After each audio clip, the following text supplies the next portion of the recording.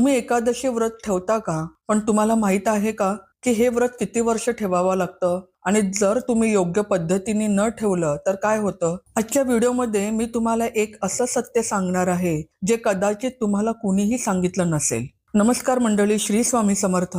आपल्या सर्वांच्या आयुष्यात कधी ना कधी अशी वेळ येते जेव्हा आपल्याला मनाची शांती हवी असते, घरात सुख हवं असतं आणि आपण भगवंताच्या जवळ जाण्याचा प्रयत्न करतो. आपल्यापैकी बरेच जण एकादशी व्रत ठेवतात, कुणी आईने सांगितल्यावरून तर कुणी स्वतःच्या श्रद्धेने. पण एक प्रश्न सगळ्यांच्या मनात असतो, हे व्रत किती दिवस ठेवावं? आयुष्यभर का सोडता येत नाही? का मग काही वर्षांनी थांबवता येतं? आज मी तुम्हाला याचं खरं उत्तर देणार आहे, पूर्ण शास्त्रीय आधारासह. बघा मंडळी, एकादशी व्रत हा फक्त एक नियम नाही, हा आपल्या आत्म्याशी जोडण्याचा एक मार्ग आहे. आपल्या पुराणामध्ये सांगितलं आहे की एकादशी व्रत हे भगवान विष्णूंना सर्वात प्रिय आहे. का?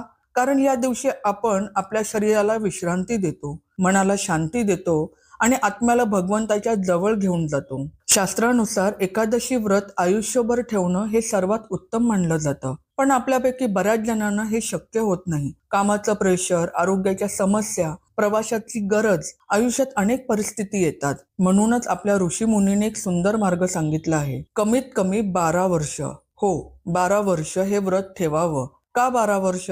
याला एक खोल अर्थ आहे. 12 महिने 1 वर्ष पूर्ण होतं. 12 राशी, संपूर्ण ज्योतिषशास्त्राचं चक्र. 12 वर्ष आपल्या जीवनाचं एक संपूर्ण चक्र.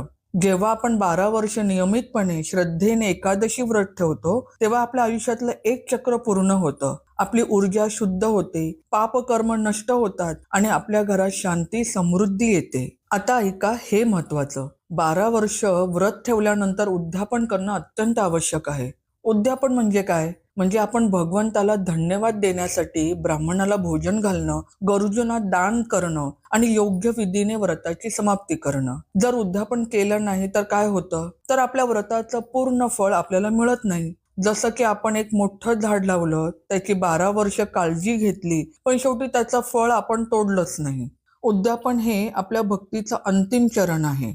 आता तुम्हाला वाटेल, बाबा आम्ही तर आतापर्यंत कधी ठेवलं, कधी सुटलो, आता काय करावं? तर मंडळी, भगवंत हा आपल्या हृदयातील भाव पाहतो. जर तुम्ही आजपर्यंत अनियमितपणे व्रत ठेवत आहात, तर आजपासून एक संकल्प करा की मी पुढचे 12 वर्ष नियमितपणे श्रद्धेने एकादशी व्रत ठेवणार आहे. आणि ध्यान ठेवा की तुम्ही हे निष्ठेने ठेवा, मनापासून ठेवा. फक्त नियमासाठी नाही, तर आत्म्याच्या शुद्धीसाठी ठेवा.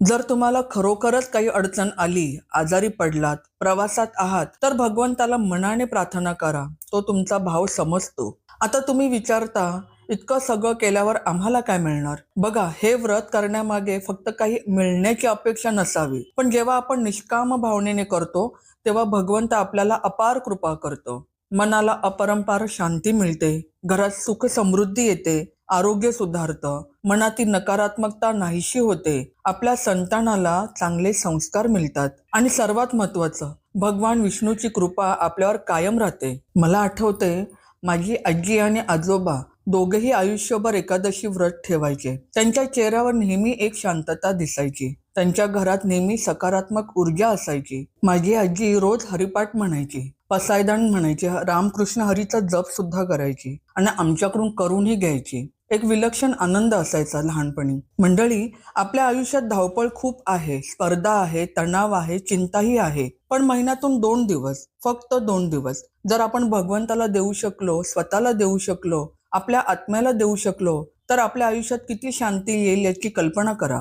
एकादशी व्रत हा फक्त उपवास नाही, हा आपल्या आंतरिक शुद्धीचा एक मार्ग आहे. तर आजच संकल्प करा, आजपासून सुरुवात करा आणि 12 वर्षांनी जेव्हा तुम्ही उद्यापन कराल, तेव्हा तुम्हाला स्वतःच जाणवेल की तुमच्या आयुष्यात किती सुंदर बदल झाला आहे. जर तुम्हाला हा व्हिडिओ उपयुक्त वाटला तर लाईक करायला विसरू नका आणि तुमच्या कुटुंबातील, मित्रमंडळीतील जे लोक एकादशी व्रत ठेवतात त्यांना नक्की शेअर करा. कदाचित त्यांनाही हे माहीत नसेल. तुम्ही एकादशी व्रत ठेवता का? तुमचा अनुभव कमेंटमध्ये नक्की सांगा. मला वाचायला खूप आवडेल. आणि सबस्क्राईब करायला विसरू नका. आपल्या चॅनलवर अशाच आध्यात्मिक आणि प्रेरणादायी व्हिडिओ येत राहतात. रामकृष्ण हरी. जय श्री कृष्ण. धन्यवाद.